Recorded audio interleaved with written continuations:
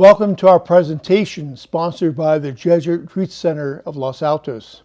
My name is Kevin Leidich and I'm one of the retreat directors here at El Retiro.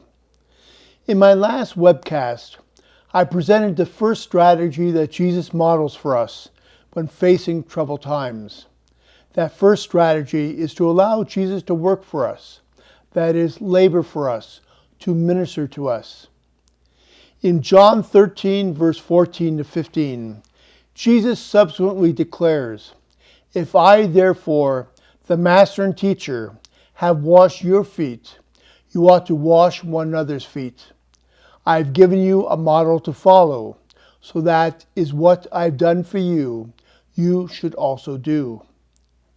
A couple years ago, a seasoned Jesuit spiritual director related his experience of speaking with religious men and women over the years and asking them, "How is your life of prayer?" He says that a large percentage reported dissatisfaction, saying they do not have enough time as they would like to devote to prayer, or they are too tired to really concentrate, or caught up and distracted by all the demands of a busy ministry.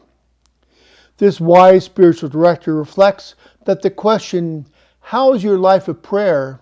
may be the wrong question to ask, since we are all called to be in union with God, not just through prayer, but also through the choices and labors of daily life.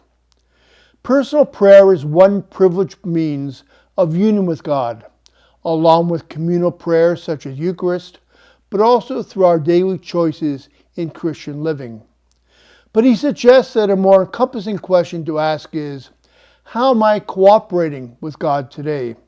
Which also includes my response to God in prayer, but placed in the context of my entire day.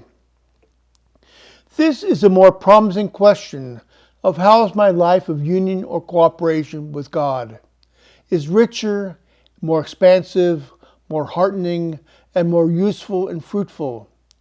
Through this cooperating with Jesus, we are invited each day to labor with Jesus in his work in the vineyard, following his example and seeking to serve others.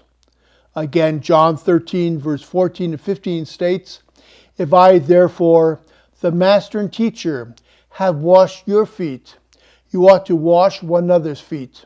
I've given you a model to follow, so that is what I've done for you, you should also do." And when we labor with Jesus as our model, we are given a promise contained at the beginning of John's Gospel in the words directed to Nathanael and to all followers. Jesus answered and said to him, "Do you believe because I told you that I saw you under the fig tree? You will see greater things than this." We certainly will see greater things in partnership with Jesus in service. And this partnership and service will help us through whatever troubled times that we face. What are some of the ways to follow the example of Jesus and serve others? One way is to notice the needs of another and take the initiative to meet those needs, similar to how Jesus ministered to the Samaritan woman in the 4th chapter of John's Gospel. This woman comes to the well in their village at midday, when the day is at its hottest. She has a sense of isolation. She does not want to meet people. Yet Jesus takes the initiative to interact with her. He made her feel wanted and significant. Jesus takes initiative at the village well by stating, "Give me a drink." Who knows if Jesus was really thirsty in that Samaritan town, or that he could not have drawn the water himself? Jesus noticed that the woman needed to be needed, and he gave love by recognizing her. He engaged her in an act of service, not to a sense of desiring to be served, but to honor her humanity by simply acknowledging her presence and by listening. When I was teaching, I often did the same whenever the opportunity arose. I may be walking across a schoolyard carrying an empty box, no burden or weight at all. But when a student comes up and asks whether he or she may carry the box, I'll always let the student assist me, allowing him or her the experience of being needed, wanted, appreciated, and valued and valuable. An engaging youngster in personal conversation, giving the person attention.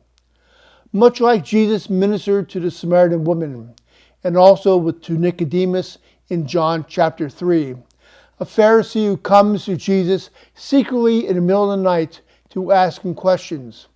Jesus helps Nicodemus to discern or interpret God's presence and activity in his life, as Jesus did the same in Zacchaeus in Luke chapter 19, the tax collector who is rejected by Jews because he works for the Romans.